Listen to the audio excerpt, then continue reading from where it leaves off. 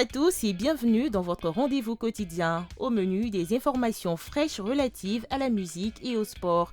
Nous ouvrons sur des notes de musique. Triple disque de platine et double disque d'or en France, MK10 On The Beat est un jeune Ivoirien exerçant le métier de compositeur en France, faisant le bonheur de nombreuses stars africaines telles que Fally Ipupa, Hiro ou encore Taïk. Triple disque de platine cette année avec le titre Pas Comme Ça qui figure sur l'album Fleurs Froides de Taïk. Il est en ce moment à Abidjan pour nouer des contacts. En attendant la diffusion intégrale de l'entretien qu'il a accordé à la 3, suivez cet extrait dans lequel il parle de ses ambitions pour les artistes et le showbiz ivoirien. Là, l'objectif, c'est de monter déjà une structure pour que, via cette structure-là, déjà les jeunes puissent adhérer, que les gens puissent s'inscrire, qu'on puisse voir l'ampleur du travail, parce qu'on ne peut pas démarrer quelque chose sans comprendre déjà l'ampleur de la chose. Et par la suite, par la grâce de Dieu, vu que cette année c'est l'année de la jeunesse, je suis en train de voir aussi comment est-ce qu'on peut vraiment mettre les choses en place du début jusqu'à la fin pour pouvoir proposer quelque chose de sérieux et de concret à la jeunesse. Pour que la jeunesse ne soit plus distraite, mais qu'elle soit vraiment concentrée et qu'on avance et que, en tout cas, tout le monde se rende compte que ce que j'ai fait aujourd'hui, quelqu'un d'autre aussi peut le faire. Par contre, les nouvelles ne sont pas très bonnes pour Nayon Kabel. L'auteur et compositrice ivoirienne Nayon Kabel a été condamnée à 3 ans de prison ferme et a payé des millions de francs CFA d'amende. C'est l'artiste elle-même qui a annoncé sa condamnation dans une publication sur sa page Facebook. Cette décision de justice fait suite à un conflit foncier opposant Nayon Kabel, né Aka Louis de Marillac, à une vingtaine de villageois du village d'Ano dans le département d'Agboville. Le différend qui les oppose dure depuis plus de 20 ans. Je viens d'être condamné à 3 ans de prison ferme et à payer des millions de francs CFA de dommages et intérêts à 2 personnes qui se prétendent propriétaires de mes terres. Je vais bientôt être informé du montant exact, a publié l'artiste.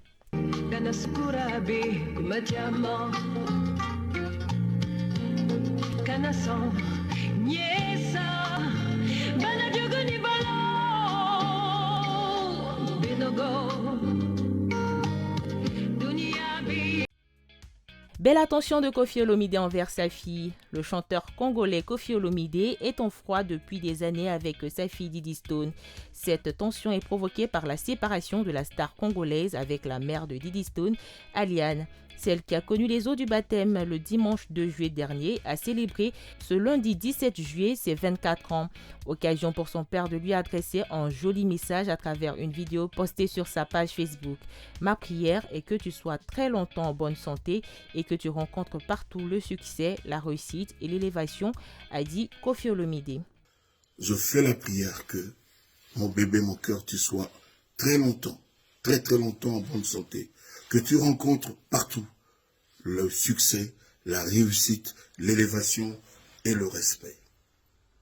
Que Dieu ne te quitte pas des yeux, que Dieu te protège, surtout que tu as choisi son chemin en étant baptisé récemment, comme Jésus l'a été dans le Jourdain.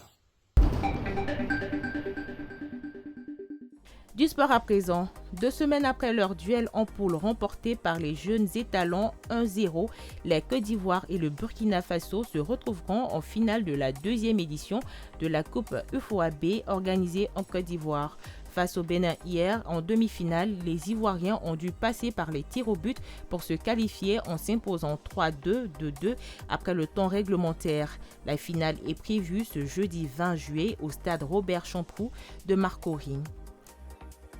Une toute autre compétition ouvre ses portes. 0-0, c'est le score du match d'ouverture de la CAN d'Anoumambo 2023 qui a opposé le Burkina Faso au Mali le samedi 15 juillet au stade Abiraoul de Marcory.